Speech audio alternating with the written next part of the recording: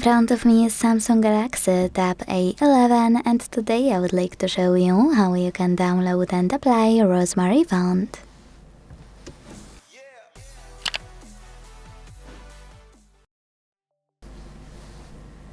First of all, you need to open Devices Settings and scroll to choose Display section available here.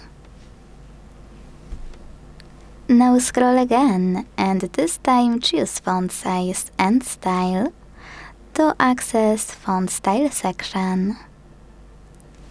Now my favorite part. To get Rosemary font, all you need to do is hit Download Fonts.